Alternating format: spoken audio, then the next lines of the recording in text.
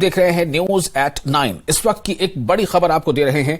शिमला से बड़ी खबर है, वजीर आला सुखविंदर सिंह सुक्खू की तबीयत नासाज हो गई है। जी हां, हिमाचल प्रदेश की वजीर आला सुखविंदर सिंह सुक्खू की तबीयत नासाज है। अस्पताल में उन्हें भर्ती कराया गया है। IGMC Indira Gandhi medical college hospital में उन्हें दाखिल कराया गया है। खबरों के मुताबिक रात 2:30 बजे उन्हें अस्पताल में दाखिल कराया गया। CM सुक्खू को खुसूसी वार्ड पर रखा गया है। पेट में दर्द और पेट में सूजन की शिकायत के बाद उन्हें अस्पताल में दाखिल कराया गया। इस वक्त की अहम खबर, हिमाचल प्रदेश के वजीर आला सुखविंदर सिंह सुक्खू की तबीयत नासाज है, उन्हें अस्पताल में दाखिल कराया गया है। इस खबर पर ज्यादा जानकारी के साथ हमारे साथ मौजूद है हमारे संवाददाता राजेंद्र फोन लाइन पर। राजेंद्र, इस वक्त स्थिति क्या है और कब उन्हें दाखिल कराया गया? क्या शिकायतें थी? क्या पहले से भी उन्हें कोई शिकायत रही है? विशाल, हल्की पेट में दर्द जब रात को उठी तो उसके बाद फिर डॉक्टर से कंसल्ट करने के बाद मुख्यमंत्री अस्पताल आए और वहाँ रूटीन टेस्ट उनके किए गए, जिसके बाद उनको स्पेशल वार्ड में भर्ती कर दिया गया है। और अभी हालांकि डॉक्टर्स की तरफ से आधिकारिक बुलेटिन जारी नहीं किया गया है, लेकिन अभी कुछ देर पहले ही ये सूचना साझी की गई कि मुख्यमंत्री अस्पताल में एडमिट हैं। तो अब जो अभी तक सूत्रों के हवाले से हमारे पास जानकारी है, डॉक्टर्स के हवाले से, उसके अनुसार पेट में दर्द मुख्यमंत्री को थी और जो टेस्ट बेसिक टेस्ट हुए हैं उनके अनुसार हल्की सूजन भी पेट में हो सकती है, जिसके कारण प्रिकॉशनरी तौर पर कुछ समय के लिए मुख्यमंत्री को अस्पताल में ही एडमिट किया गया है, ताकि पेट दर्द और ना बढ़े। प्रिकॉशनरी तौर पर अस्पताल में एडमिट हैं।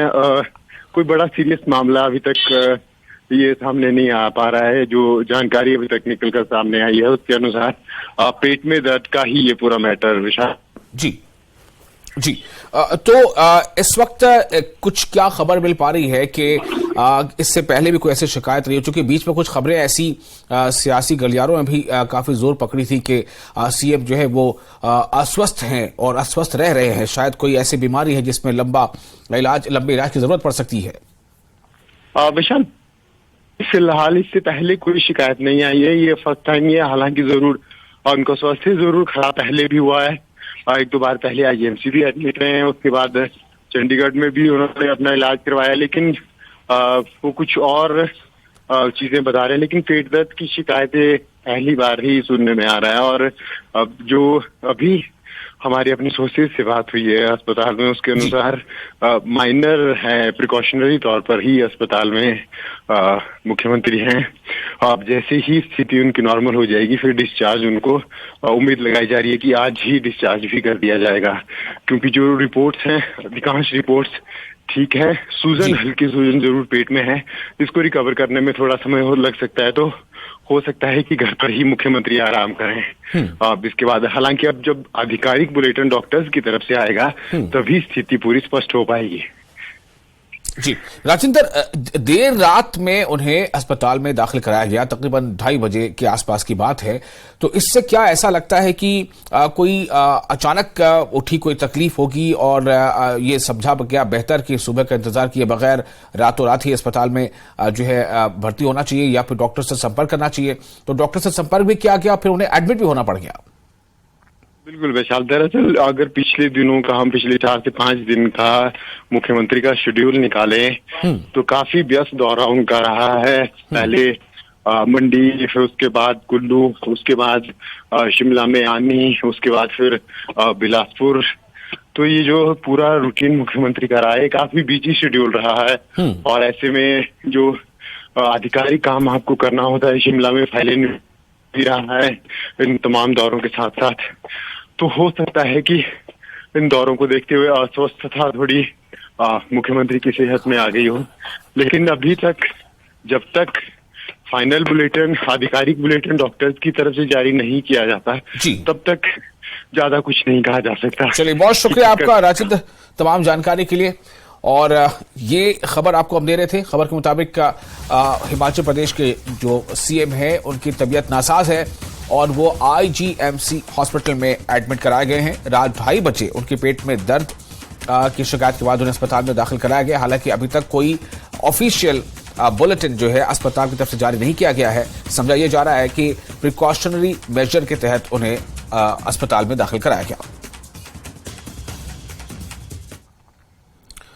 और इस वक्त एक अहम खबर आपको अब ये दे रहे हैं, मेंढर इलाके से बड़ी खबर है। मेंढर में मकान ढहने से परिवार के 4 सदस्य घायल हो गए, ऐसी खबर थी, लेकिन अब ये खबर आ रही है कि उन 4 घायलों में से एक की मौत भी हो गई है।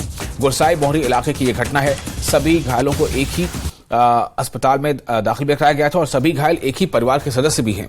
सुरनकोट उप जिला अस्पताल में इन्हें भर्ती कराया गया था, लेकिन अभी जो खबर है उसके मुताबिक जो घायलों में से एक की मौत बताई जा रही है और ये 4 लोग एक ही परिवार के लोग थे। इन चारों में से 4 जो घायल हुए थे, लेकिन अब खबर ये है कि इनमें से एक की मौत हो गई है।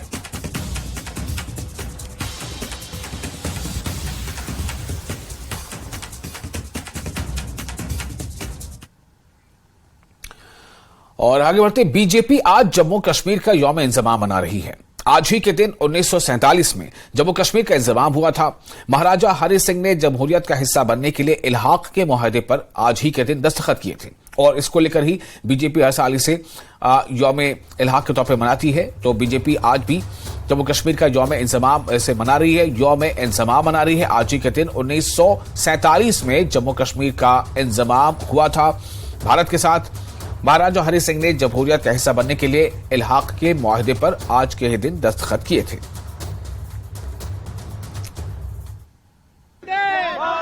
आज जम्मू कश्मीर का विलय दिवस है और आज बीजेपी बहुत धूमधाम के साथ इसको मना रही है। अभी हम आज जम्मू के चौथे पुल के पास मौजूद हैं और यहाँ सब जो सीनियर नेता हैं बीजेपी के, उसके साथ साथ बीजेवाईएम यानी कि बीजेपी युवा मोर्चा के सदस्य भी इस मैराथन रैली में हिस्सा ले रहे हैं। आज बहुत ही अहम दिन है बीजेपी और पूरे जम्मू कश्मीर के लिए, क्योंकि बीजेपी का दावा है कि 370 एब्रोगेट होने के बाद सही जो विलय है हिंदुस्तान का जम्मू कश्मीर के साथ हुआ है और जो हक और हकूक जो जम्मू कश्मीर के लोगों को मिले हैं वो 370 एब्रोगेट होने के बाद मिले हैं। आप देख सकते हैं कि ये सब जो है दौड़ लगाते हुए साथ में बीजेपी के जो नेता हैं सब इस मैराथन रैली में हिस्सा लेते हुए, और हम जो है ये तमाम जो लोग हैं कि इनसे भी हम बात करेंगे। तो ये तमाम जो नेता हैं और साथ में बीजेपी के जो सीनियर जो सदस्य हैं वो सब इस मैराथन रैली में हिस्सा लेते हुए, और आज एक मैसेज दिया जा रहा है कि जो महाराजा हरि सिंह ने जो इंस्ट्रूमेंट ऑफ एक्सेशन जो साइन किया था वो विलय जो दिवस आज हमेशा मनाया जाता है। इनसे बात करेंगे, कितना अहम दिन आपके लिए? आज बहुत अहम दिन है। आज विलय दिवस की ये जो छुट्टी मोदी जी ने हमारे जम्मू कश्मीर को दिलाई, ये बहुत बड़ा काम है जो पिछले इतने वर्षों से नहीं हुआ था, वो अब हुआ है। और आज जिस धरती पर मैं और आप जम्मू कश्मीर में खड़े हैं, ये उसी का नतीजा है। जो विलय जो हमारे महाराजा हरि सिंह जी और मेजर राजेंद्र सिंह जी के द्वारा किया हुआ जो कर्म है, उसी का फल है कि आज मैं और आप स्वतंत्रता से अपने भारत का हिस्सा बने खड़े हैं। आप क्या कहेंगे कि आज कितना अहम दिन है जम्मू कश्मीर के लोगों के लिए? और आप जैसे बीजेपी कहती है 370 एब्रोगेट होने के बाद जो है सही विलय हुआ। देखिए 26 अक्टूबर का जो विलय दिवस है ये बहुत ही महत्वपूर्ण है, और मैं जिस प्रकार दिवाली और बैसाखी हम मनाते हैं उसी प्रकार 26 अक्टूबर का दिन भी हम मनाएं, क्योंकि आज के दिन महाराजा जी ने जम्मू कश्मीर का भारत के साथ विलय करवाया था और आज के दिन ही जम्मू कश्मीर जो है भारत का अटूट अंग बना था। मैं मुबारकबाद देता हूं उन शहीदों को भी जिनकी बदौलत आज जम्मू कश्मीर को विलय हुआ और आज के दिन जम्मू कश्मीर की छुट्टी भी दी गई है। और मैं महाराज जी का भी शुक्रिया अदा करता हूं कि उन्होंने देश के साथ जम्मू कश्मीर को जोड़ा और जम्मू कश्मीर का एक अटूट अंग जो भारत के साथ बना। और उन शहीदों का भी हम प्रणाम करते हैं जिन्होंने अपनी कुर्बानियां देकर इस जम्मू कश्मीर को बचाया। जय हिंद। कविंद्र गुप्ता जी क्या कहेंगे कि कितना अहम दिन है आपके लिए? और 370 एब्रोगेट होने के बाद जिस तरह से बाकी पार्टियां मांग करती हैं कि पूर्ण राज्य का दर्जा मिलना चाहिए, महाराजा हरि सिंह जिन्होंने जो स्टेट का विलय किया था जम्मू कश्मीर के साथ, आज आप इस दिन को कैसे देखते हैं? देखिए महाराजाधिराज हरि सिंह जी जिनके कारण से जम्मू कश्मीर का पूर्ण विलय हुआ, आज हमारे लिए बहुत महत्वपूर्ण दिन है।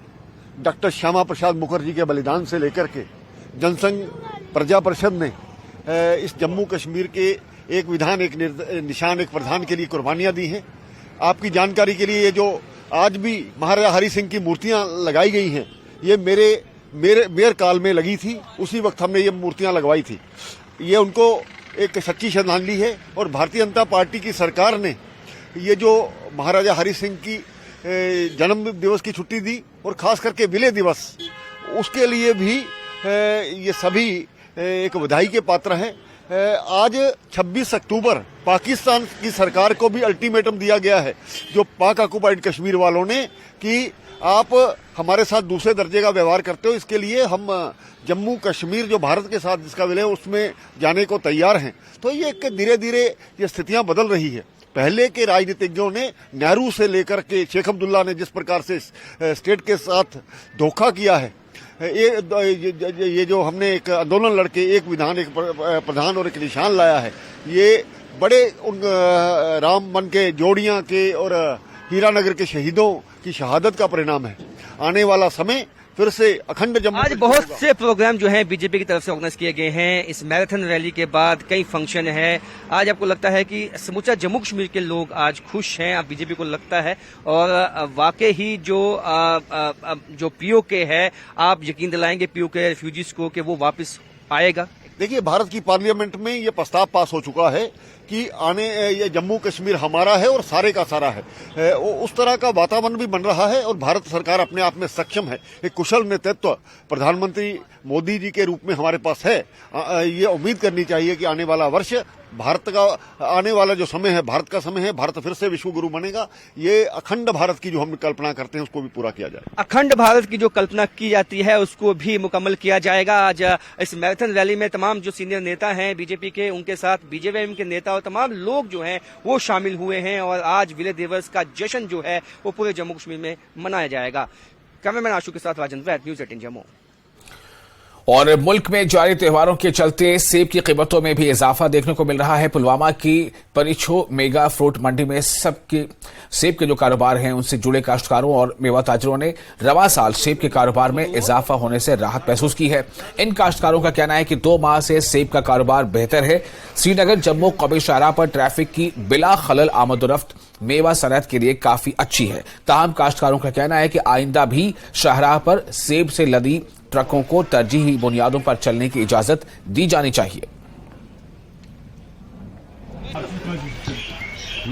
साल अगर देखेंगे फ्रूट का सीजन बहुत बढ़िया रहा, मार्केट भी बहुत बढ़िया रहा, कोई गलती नहीं गवर्नमेंट की तरफ से नहीं, रोड भी क्लियर रहा, सब कुछ अच्छी तरह से चला, मार्केट भी, और किसानों को भी बहुत अच्छा फायदा मिला। दिवाली भी आने वाली है तो क्या? और दिवाली में हमारे यहाँ बहुत सी उम्मीदें रखी हुई है, क्योंकि उस दिन मेरे ख्याल से मार्केट इससे भी ज्यादा अच्छा रहेगा हर किसी के लिए, किसानों के लिए भी, व्यापारियों के लिए भी।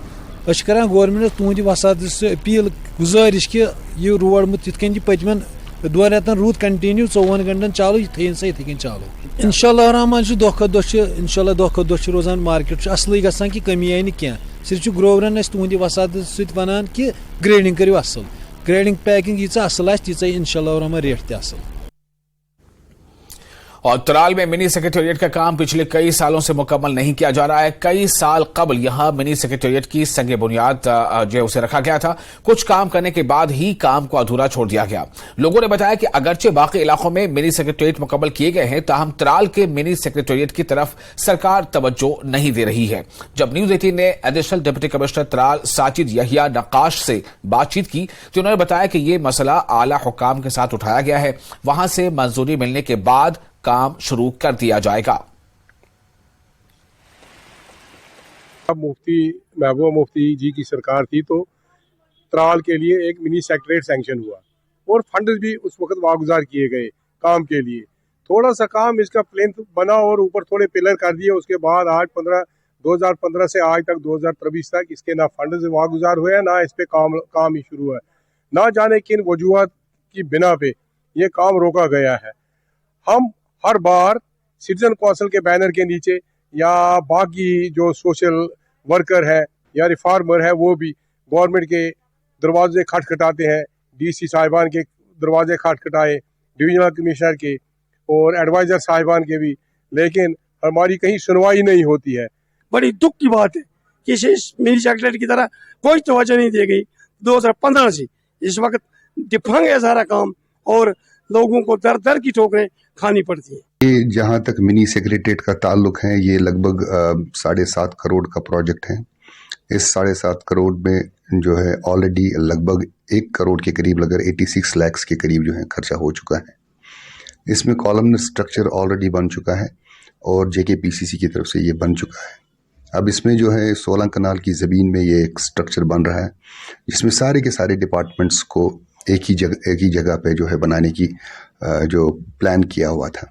अब इसमें ये हम ऑलरेडी गवर्नमेंट को लिख चुके हैं कि इसको कंप्लीट करने की एक कोशिश है और हम चाहेंगे कि इसको जल्द से जल्द हम कंप्लीट करवाएं और उसके लिए ऑलरेडी हमने DPR बनाया है और जो पुराना जो काम है उसको असेसमेंट भी करवाया गया है। डिजिटल इंडिया प्रोग्राम के तहत जिला अस्पताल कुलगाम में आभा नामी ऑनलाइन टिकट ऐप को मुतारिफ किया गया है। इससे अस्पताल में दाखिल होने वाले मरीजों को सहूलत पहुंचेगी। ऑनलाइन टिकटिंग की वजह से टिकट काउंटर पर रश को काफी कम किया जा सकता है। आम लोगों को डॉक्टरों और नीम तिब्बी अमले की जानिब से बेहतर तिब्बी सहूलियात फराहम की जा रही हैं। मेडिकल सुपरिंटेंडेंट कुलगाम डॉक्टर गुलजार अहमद ने बताया कि अस्पताल को बेहतर ढंग से चलाया जा रहा है।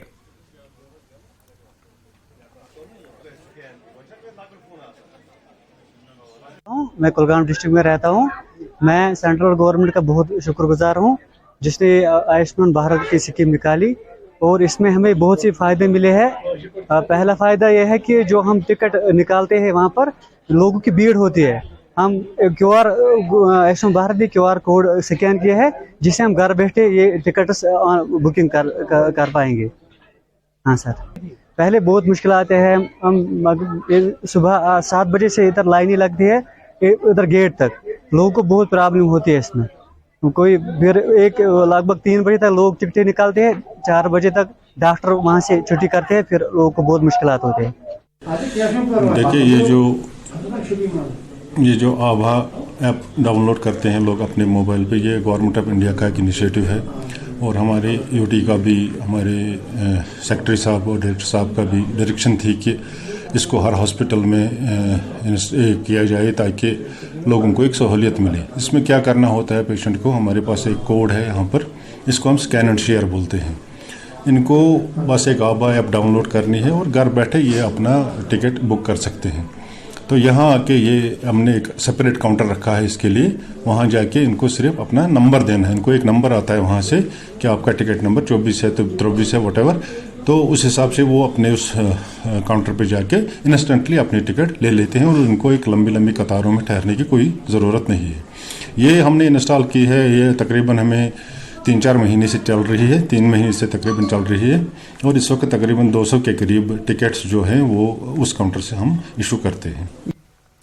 Academy of art culture and languages Srinagar की जानिब से नामवर शायर मुलाकात प्रोग्राम का इनेकाद किया गया।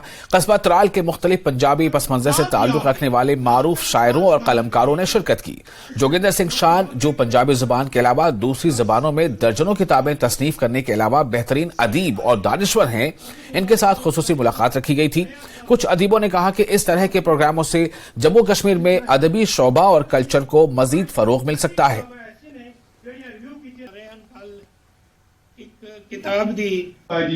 लगभग 1953 से मैं लिख रहा हूँ और आज academy of art culture and languages ने मुझे यहाँ बुलाया था और रूबरू करने के लिए, और इसमें एडिशनल डीसी साहब भी आए, वो हमारे मेहमान खुसूसी थे। और उसके अलावा जम्मू कश्मीर पंजाबी साहित्य सभा श्रीनगर के सदर साहब मंगल सिंह जुगनू भी आए, उनके सेक्रेटरी भी साथ आए, सरदार हरपाल सिंह पाली।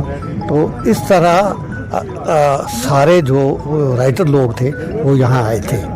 तो उन्होंने पेपर पढ़ा, मेरी ज़िंदगी पर तबसरा हुआ और बाद में मुझसे सवाल भी पूछे कैसे ये सफ़र शुरू हुआ, कैसे होता रहा। और मैंने जो फ्यूचर लाइन थी वो देनी थी कि ये जो है समाज में साहित्य लिखने वाले होने चाहिए, हिस्ट्री लिखने वाले होने चाहिए, ताकि ये समाज की वक्तन फवक्तन की बात नई जनरेशन, नई नस्लें जो है उन तक पहुँचे। और जम्मू कश्मीर वक्फ बोर्ड की चेयरपर्सन डॉक्टर दरख्शान अंद्राबी ने टनमर्ग के बाबा पयामुद्दीन रेशी की जियारत का दौरा किया। अंद्राबी के चंद नए तामीराती कामों का इफ्तिताह भी किया। इनमें कम्युनिटी किचन और नए बैतुल खला शामिल हैं। इसमें जिस्मानी तौर माजूर ज़ायरीन के लिए अलहदा इंतजाम रखा गया है। अंद्राबी ने जियारत के तमाम कामकाज का जायजा लिया। अंद्राबी ने कहा कि जम्मू कश्मीर में जहां जहां वक्फ की जायदादें हैं वहां नई तामीरात बनाई जाएंगी और गेस्ट हाउस भी बनाए जाएंगे। उन्होंने साबिक सरकारों पर तनकीद करते हुए कहा कि उन्होंने वक्फ जायदादों को नुकसान पहुंचाया है।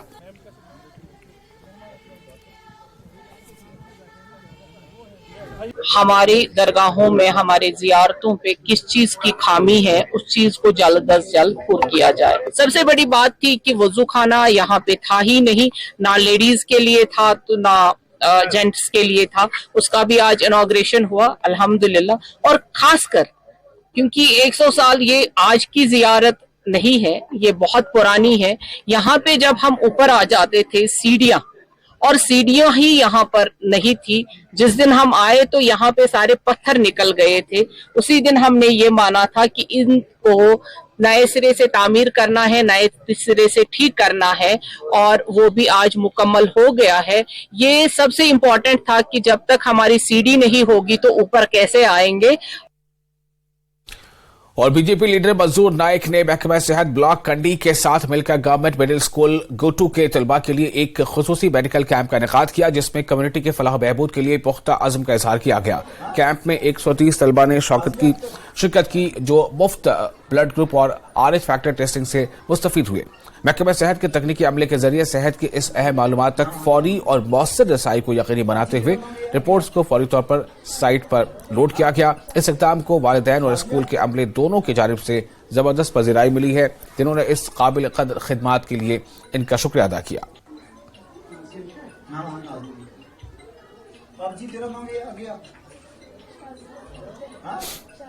इस गवर्नमेंट मिडिल स्कूल गोतू की जो टोटल एनरोलमेंट है वो लगभग 130 है।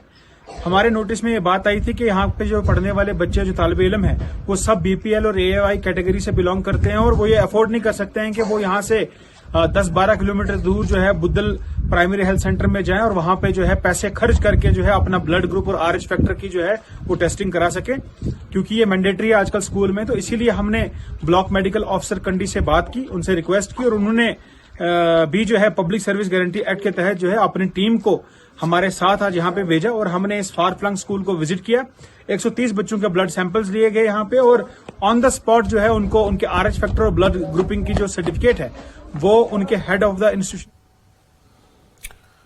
चीफ इंजीनियर जल शक्ति संजीव मल्होत्रा का कहना है कि लोगों को पीने का साफ पानी फराहम करने की कोशिशों में काफी सरत लाई गई है। हर इलाके में लोग सरकार की मुख्तलिफ स्कीमों से इस्तेफादा कर रहे हैं। अनंतनाग में अपने दौरे के दौरान उन्होंने जल शक्ति की डिविजनल बिल्डिंग का इफ्तिताह किया। संगम, सिथर, अरनहाल, आडर समेत कई इलाकों के दौरे के दौरान उन्होंने जल जीवन मिशन के कामों का भी जायजा लिया। DC अनंतनाग सैयद फखरुद्दीन हामिद ने जल शक्ति के SE शब्बीर अहमद और एग्जीक्यूटिव इंजीनियर सरीर अहमद के हमरा कंट्री पहाड़ी वाटर सप्लाई स्कीम को चालू कराया।